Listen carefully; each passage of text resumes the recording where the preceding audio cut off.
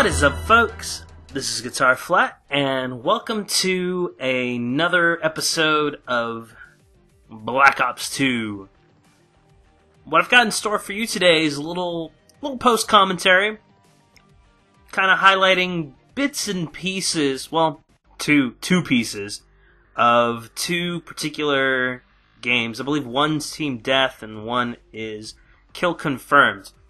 But what we're doing is we're going to be demonstrating this class, the GennyB is wrong class. Now, what this class is, this was made in response to GenerikB and B00's episode 67 of their Race to Commander. In this episode, GenerikB mentions my name, and also mentions the Executioner, and that I use the Executioner. But then, he twists it, and describes the Executioner as, and I semi-quote this because I can't remember it exactly off the top of my head, but he calls it the worst gun in the game. Lies. That title promptly belongs to probably the KSG. This thing's not friendly all the time, or the crossbow even. So, I took it upon myself to redeem the Executioner, so to speak, and before we get started into jumping into gameplay, I really wanted to highlight this class, because this class might be as good as it gets for this gun. There's a few things you could tweak for particular game types, but for a kill-based game type, this is a very strong setup for this gun. So what we're running is the Executioner, of course, just because I think it's absolutely gaudy and atrocious. The Party Rock camo does not at all make you a better player, but it does make you feel a little ashamed inside. Running Secondary Gunfighter to take 2 attachments, Fast Mag to compensate for the miserable loading time on the Executioner. With Fast Mag, it makes it bearable. I think it puts it in at about 2 seconds plus some change. And that's a lot better than the long variable loading time it takes whenever you don't have Fast Mag. You have to load it each shell at a time. Long barrel to give it a bit of an extension on range, and also to bump up the damage a little bit. This way we don't have to get as close to enemies. We only have to get, instead of having to get really close, we just have to get sort of close. And then to help move that movement, we're running lightweight, perk 1 greed, so we can take flak jacket, so we don't have to worry about claymores and betties. Scavenger, because the Executioner does not have very much ammo in chamber. You'll see that here in a second in gameplay. Extreme conditioning to continue this movement, with shotgun classes, with knife classes, you typically run extreme conditioning and lightweight. So you not only move fast, but you can also move fast longer. And then, kind of the limitation on the Executioner is the range and the ammo capacity. It's only 5 in the chamber, and even though the gun is capable of one-hit kills, it's not always pulling one-hit kills.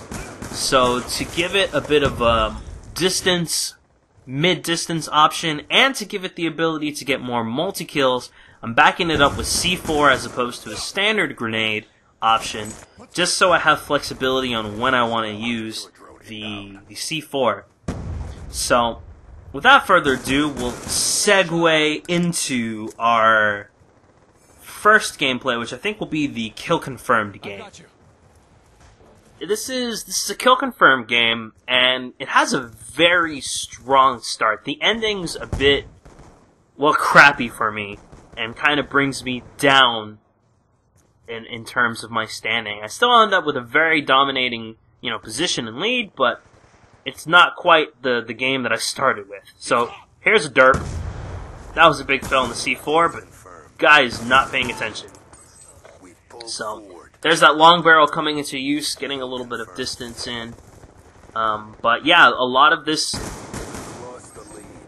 way this gun's gonna play is it's gonna be a lot of, hit and run type situations. Ugh, the EMP. I just call in a UAV, EMP. Frustrating. because I'm deep in enemy territory. I can't see where I'm going in terms of where enemies are. Frustrating. So, but I use that UAV here. Get the bloodthirsty. Easy, bloodthirsty. So I'm running UAV because I'm having to chase people down to get kills. So being knowledgeable of the enemy's presence is very important. I'm also running counter UAV because when I do start shooting, I make a lot of noise.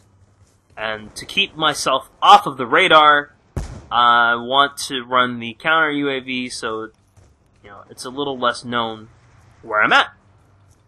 And then the Hellstorm missile was just kind of a wild card. Honestly, as you'll see as this game progresses, it was a terrible choice. And I pull quite a series of GuitarFlats. Which, if you don't know what pulling a GuitarFlat is, it's kind of like B-teaming somebody, but with a score streak. You get no kills with the score streak that generates kills. That is pulling a GuitarFlat. So, trying to keep an eye out on where enemies are, moving, always moving. Trying to stay in buildings because I have no option for long range. And on this kind of map, there's always somebody running a long range option. Whether it's a sniper rifle or a very decked out light machine gun. But, see, using the UAV again, I know somebody's coming. And I make sure they know I'm there. Alright, another counter UAV. Hide my shots. Get another easy kill. And then I pull a GuitarFlat. Person I wanted to get was way back there. Somebody killed him. And I couldn't see any other enemies. I don't know if they were running cold-blooded, or maybe it was just the fact that they were all dead, but kind of sets a bad taste in my mouth and carries to that death. But I went 11 and 0, before dying there, so that's a pretty good run with just the Executioner, the quote-unquote worst gun in the game. I mean, I won't lie, it's a very limited gun. It has its purpose, and it can only do its purpose. It is the pocket shotgun, and you can't make it do anything else. It has no versatility. And here, Bird, pull the guitar. I'm not the only person who's just whipping these score streaks away. Headshot. Getting headshots with this gun's a bit tricky. It's pretty much just shoot. Using that C4 option, and then here, boom, triple kill. Give me all the confirms. Give me all the airplanes that have ever been made in the United States. Oh man. And this is good, because the UAV counter UAV setup allows me to track enemies and shoot without worries. Now this guy, I just went for an easy target. I saw him on the UAV, figured, well, might as well get him. This one, only one kill. Not great, but it's better than 0. Honestly, that whole day I was playing, I was having a series of bad luck with the Hellstorm missile. I kind of reverted to my early days in this game. So, and like with submachine guns, and well, with any pistol really, if you're using a pistol as a primary, or if you're using a submachine gun, you gotta keep reloading. Every time you have an encounter, reload. Badass C4 moment. Clean. That guy, that was the best C4 I think I have ever had happen, ever.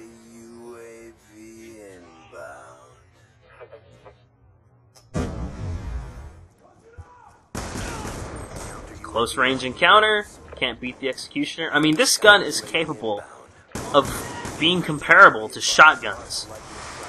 You can shoot faster than a shotgun. Well, not all of them. The S12 is pretty fast. I thought I could get that guy going in the house. No. Somehow he just avoids it all. And I whiff. And then the rest of this game goes south for me. So, in the end, not a bad game overall. 29-13. I admit, I did get a little greedy there at the end on my confirms. 31 confirms. I usually try not to take tags that aren't mine, but there were situations where teammates were dead in the area or were not able to grab their tags. And I mean, I gave up a few of my own too, so it all worked out. But not a bad game. An obvious, crazy lead. The team ended up leaving there out in the end. People just didn't want to, take a loss from somebody running the worst gun in the game. Thanks for watching, guys. I hope you've enjoyed this little showcase of what is one of the better sidearms, I think. It's probably my number 2 sidearm. Everybody always picks the cap, and rightfully so. It's a hand submachine gun. It's incredibly fast and damaging. But when I want to have something that's a really strong close-range sidearm, I always pick the Executioner. It's beautiful.